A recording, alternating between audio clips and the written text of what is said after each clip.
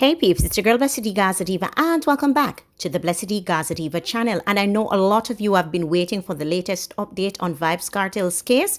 Here we have it. We're going to get into it. We're going to talk about it. What are they looking at? They're looking at Vybz Kartel's cell phone and they're looking to see if it was tampered with. They're looking for evidence and they're going to have further discussions about it after this, because you know that Vybz Kartel's case is heading to the Privy Council. Gaza Nation, you're going to be happy with this one to see it progressing. Anyway, let's kick it.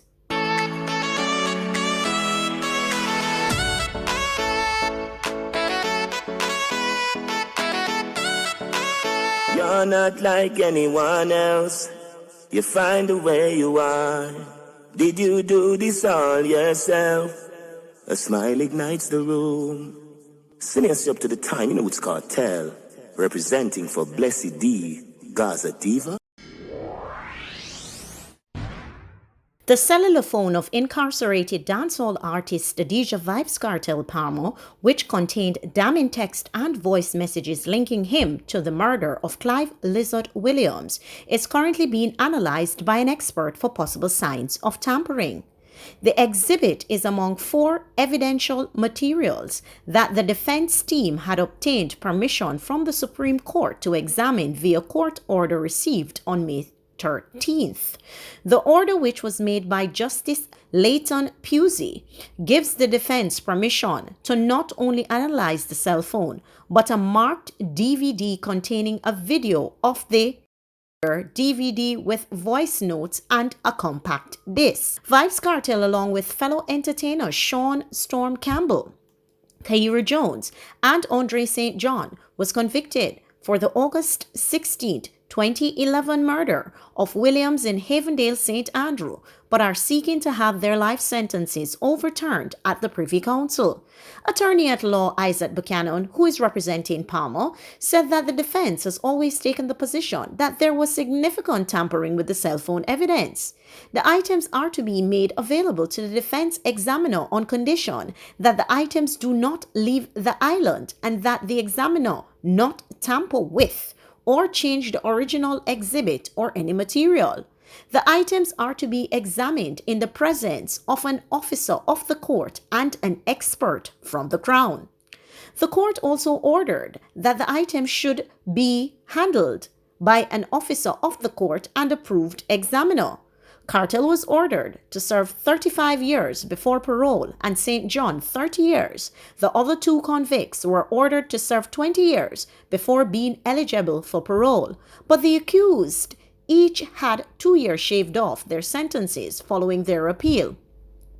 Attorney at law John Clark is representing Johns and St. John is representing Jones. Attorney at law John Clark is representing Jones and St. John, while attorney at law Berth Samuels is representing Campbell. So I'm going to use this opportunity to say to you, everybody that you see talking about breaking news with Vybz Kartel before this, ignore it. Anybody you see talking about breaking news after this, ignore it.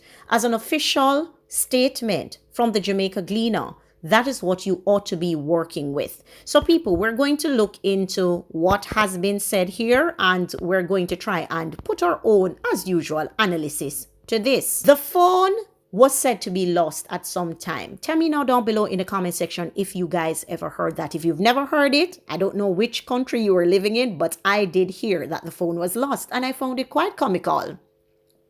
Then something after the phone was lost and it couldn't be found, if the phone is now in safekeeping, then that simply means that there were lies told in terms of the phone being stolen. I heard that the phone was lost overseas. Then I'm wondering in my head now, how did they find back this phone?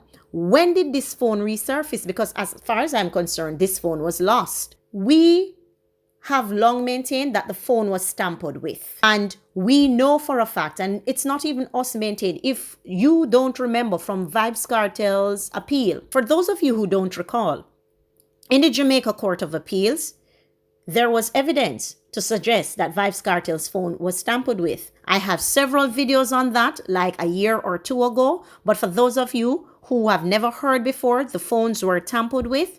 Tampered with in the sense that the policemen had the phone with for days. There were people using the phone. There were persons utilizing the phones. There were persons sending out information from the phone.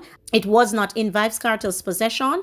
It was not under the law's guidance. Policemen had the phone, tampering with the phone, sending information from the phone where they wanted to. The phone was not in a safekeeping.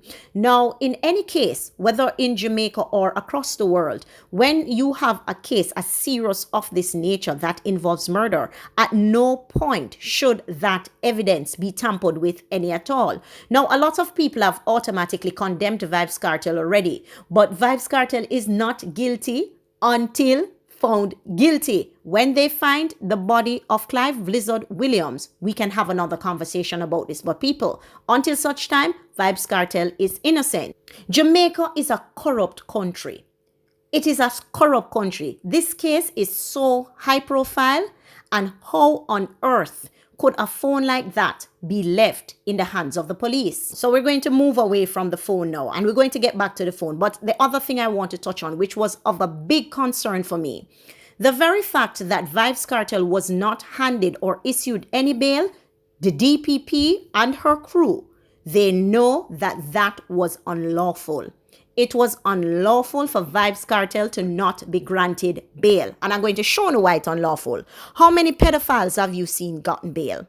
How many people who have committed some heinous crimes have you seen gotten bail recently? Tell me now down below in the comment section. In the last 2 years, if not even the last 10 years, in the last 2 years, it's been so catastrophic that it's frightening. We even saw a case recently where a man was accused of whatever in his daughter's child, and then he got a reduced sentencing. Then there was another case where a man claimed he was of unsound mind after almost butchering his girl, and then they claim that they gave him bail and they lessened his sentencing. Like Vybz Kartel case was laced and filled with bad mind, unfairness and everything. This is why they shaved off the 2 years. You imagine this case going to the Privy Council, and the first thing in the Privy Council, if they're making a case that Vybz Kartel was not granted bail and he was in prison for 2 years, that would have thrown out this case in its entirety. So what they did when he did the appeal, they're like, we flawed and we blundered, and a lot of people are saying that we made a mistake. So before we go to the Privy Council, we need to get this correct. I personally believe that the Jamaican law did not expect Vybz Kartel to go to the Privy Council. Tell me now down below in the comment section if you don't believe. They thought that they could play with his rights. They thought that they could have him incarcerated. They thought that they could do whatever they wanted to do with him and he wouldn't challenge it. So now that they see that he's taking it all the way to the Privy Council, that is why you see them shaving off those years. They are not doing Vybz Kartel any favor. They're doing themselves a favor, because they know if this stands in the Court of Appeal in the UK, they are going to get it thrown out. Now, to buy Vybz Kartel's phone, back to the phone, there is no way on the earth they should have tampered with this phone.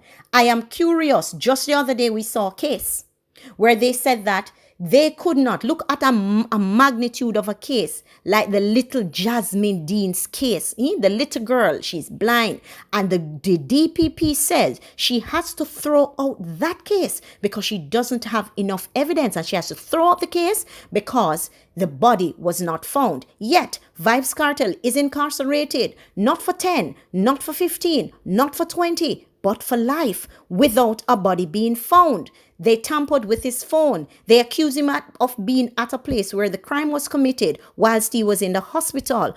All of these evidence have come forward, and the DPP is still bent. She begged for a couple of years in politics and begged Andrew Holness through the Governor General after they told her that she has to retire because it's her time now to leave. She begged and pleaded she need 5 more years. They gave her 3 more years. This is the reason, people, why she asked for 3 more years, because she wants to go to her grave in her glory, thinking, okay, I'm in my coffin sleeping now, and Vybz Kartel is still in prison. Anyway, people, tell me your thoughts down below in the comment section, and as per usual, we'll have a discussion. If you've not yet subscribed to my channel, please hit the notification bell, and if you've not yet smashed the like button on this video, smash the like button and send this out. I'm out. The cross. See? Yeah, you know the whole steering wheel. full leather interior. You see this now? It's an alpine, but we prefer to say galpine. Alright? And it's the most expensive material known to mankind.